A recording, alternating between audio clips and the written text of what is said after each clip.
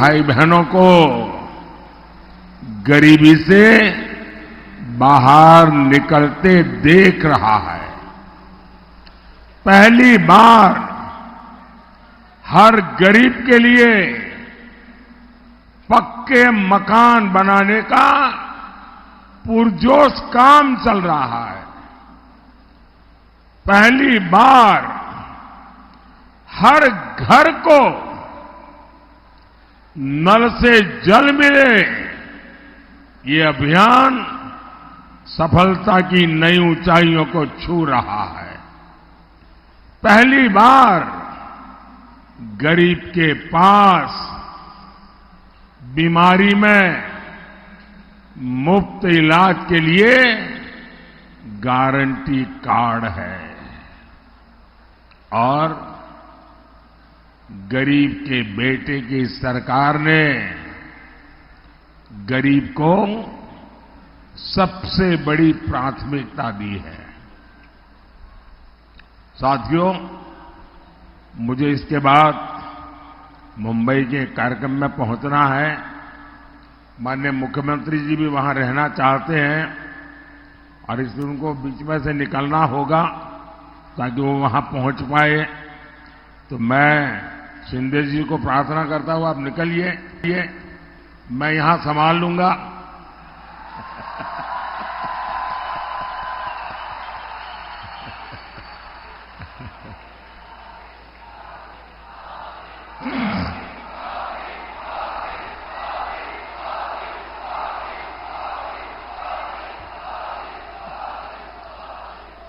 साथियों, आज पहली बार भारत में हम एक नया आत्मविश्वास देख रहे हैं। भारत आज छत्रपति शिवाजी महाराज की प्रेरणा से बुलंद हौसले के साथ बड़े लक्ष्य तय कर रहा है। सरकार बनने के बाद पहले 100 दिन में क्या काम करना है, कौन से फैसले लेने हैं,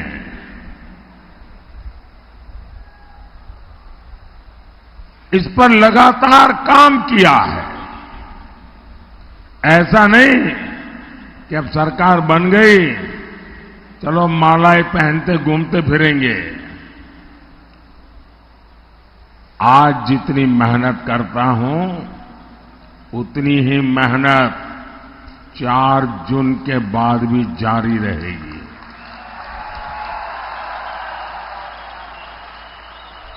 और इसलिए 100 दिन में क्या करना है, इसका ब्लूप्रिंट रेडी करके हम आगे बढ़ रहे हैं।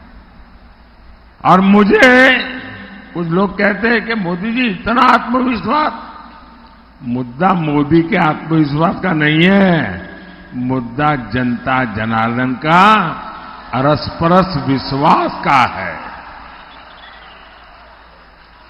लेकिन मैं जब कल काशी में था और बहुत सारे नौजवानों को इस समय चुनाव अभियान में मेरा मिलना का हुआ, मैं देख रहा हूं कि देश का नौजवान, उसके पास एक नई कल्पकता है, नए आइडियाज है, हर चीज को नए तरीके से करने का उसका तजुर्बा है। और इन दिनों जो मेरी उनसे बातचीत हुई है तो मैं बहुत प्रभावित हुआ हूं। अब मैं कोई लाखों नौजवानों के साथ तो बातचीत करना संभव नहीं हुआ मेरे लिए, लेकिन मैं देश के युवाओं को एक पर्सनल रिक्वेस्ट भी करना चाहता हूं, आग्रह भी करना चाहता हूं। क्योंकि इन दिनों जो मैं नौजवानों को मिला हूं, उन्होंने मुझे बहुत अच्छे सुझाव दिए हैं। तो मेरा मन करता है कि जो मेरा 100 दिन का विजन है, इसको मैं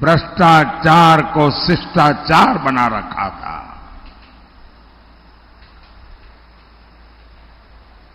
शिवाजी की धरती पर से मैं आपसे पूछना चाहता हूं, क्या ऐसे लोग देश का नेतृत्व कर सकते हैं? देश को आगे ले जा सकते हैं? आपके सपने पूरे कर सकते हैं? आपके बच्चों का भविष्य निश्चित कर सकते हैं? साथियों, मुझे खुशी है कि पिछली सरकार में, यानी जो रिमोट वाली सरकार चलती थी ना, मैं उसकी बात कर रहा हूं, पिछली सरकार में विकास पर जो ब्रेक लगा था, मोदी ने आके ब्रेक तो हटाया, मैं गाड़ी को टॉप गियर में ले गया हूं। भिवंडी कल्याण समृद्धि महामार्ग से जुड़ चुका है। दिल्ली मुंबई एक्सप्रेस वे भी बहुत जल्द पूरा होने वाला है। वडोदरा मुंबई द्रुत गति मार्ग का लाभ भी भिवंडी को मिलेगा। वंदे भारत ट्रेनों ने रेलवे के सफर के मायने बदल दिए हैं। मेट्रो का काम यहां बहुत जल्द शुरू होने वाला है। इन विकास कार्यों से यहां का हमारा कपड़ा उद्योग, उसको भी गति मिलेगी, नई औद्योगिक संभावनाएं पैदा होगी, रोजगार के अवसर बढ़ेंगे। इसलिए ही यहां हर तरफ पुकार है, हर तरफ विश्वास है, हर तरफ उमंग है। और एक ही बात है, फिर एक बार, फिर एक बार, फिर एक बार, फिर एक बार। साथियों, कांग्रेस कभी भी विकास की बात नहीं कर सकती। कांग्रेस केवल हिंदू मुसलमान करना जानती है।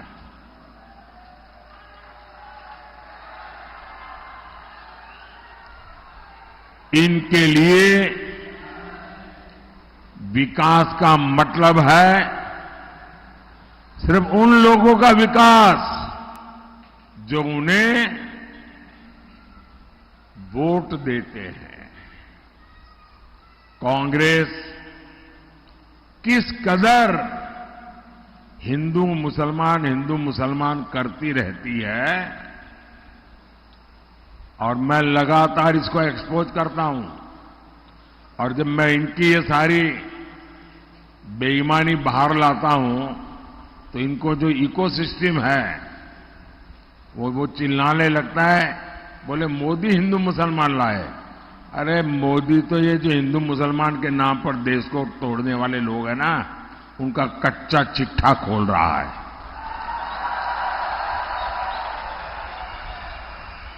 मैं इसका एक उदाहरण देना चाहता हूं, और यह उदाहरण इतिहास में दर्ज है। मैं कांग्रेस को चुनौती देता हूं, अगर हिम्मत है कांग्रेस में तो मेरी इस बात का देश को जरा जवाब दें। नहीं देंगे वो। इनकी तो हालत ऐसी है। मुझे बताइए, आपके घर में आपको कभी आपके माता पिता, अगर आपने दादा, उन सबको देखा हो, तो उनको याद करने के लिए क्या आपको एल्बम खोलना पड़ता है क्या? अपने माता पिता को याद करो, एल्बम खोलो तब याद आते हैं क्या? इनकी तो हालत ये है कि अपने माता पिता को याद करने के लिए एल्बम खोल के देखना पड़ता। अच्छा अच्छा, ये है, ये जिनकी स्थिति है जी। भाइयों बहनों, कांग्रेस अपनी सरकार के समय खुले आम कहती थी कि देश के संसाधनों पर पहला अधिकार मुसलमानों का है। और ये डॉक्टर मनमोहन सिंह जी ने कहा, उस मीटिंग में मैं मौजूद था और मैंने इसका विरोध किया था। अब मुझे बताइए, ये कहते थे कि नहीं कहते थे? कहते थे कि नहीं कहते थे? अब कांग्रेस वाले कितने ही चू चू करते रहे, सब अवेलेबल है। हालत ये थी कि कांग्रेस और उसके साथी दलों ने क्या किया, जो डेवलपमेंट का बजट होता है उस बजट में भी दरार कर दी भाइयों, उसमें भी बंटवारा करने के लिए सोचा। और उन्होंने कहा अब बजट होगा हिंदू बजट, मुस्लिम बजट, ये इन्होंने सोचा था। क्या ये मेरा देश ऐसे चलेगा क्या? और कांग्रेस चाहती थी कि 15% बजट मुसलमानों के लिए अलग से आवंटित हो जाए। भाइयों बहनों, आप सबसे मैं पूछना चाहता हूं, अब उनको धर्म के नाम पर देश बनाना था, बना दिया। कांग्रेस की मजबूरी थी, दे दिया। अब आप कहोगे कि हिंदू बजट, मुस्लिम बजट, क्या ये देश का भला करेगा क्या? जरा हाथ ऊपर करके पूरी ताकत से बताओ कि मेरी बात समझते हो। क्या इस देश का बजट हिंदू बजट, मुस्लिम बजट ऐसा हो सकता है क्या? हिंदू के लिए इतना, मुसलमान के लिए इतना हो सकता है क्या? ये पाप कांग्रेस पार्टी कर रही थी। और मुझे याद है, तब मैं गुजरात का मुख्यमंत्री था, मैंने इसका सबसे पहले विरोध किया था।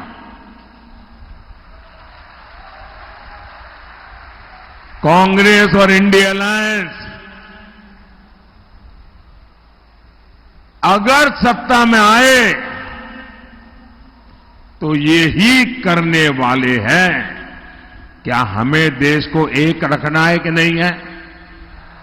हर हिंदुस्तानी एक है, ये जरूरी है कि नहीं है? क्या हिंदुस्तानियों को बांटना अच्छी चीज है क्या? मैं आपसे फिर एक बार पूछता हूं, क्या ऐसे लोगों को सिर्फ यहां नहीं, पूरे महाराष्ट्र में एक भी सीट जीतनी देनी चाहिए क्या? एक भी पोलिंग बूथ पे उनका नंबर लगना चाहिए क्या? और मैं महाराष्ट्र के लोगों को बधाई देता हूं, पहले 4 चरण में उन्होंने ये इंडी अगाड़ी को चारों कोने चित्त कर दिया है। साथियों, आज भी इंडी अगाड़ी और कांग्रेस के शहजादे तुष्टीकरण का वही पुराना खेल खेल रहे हैं।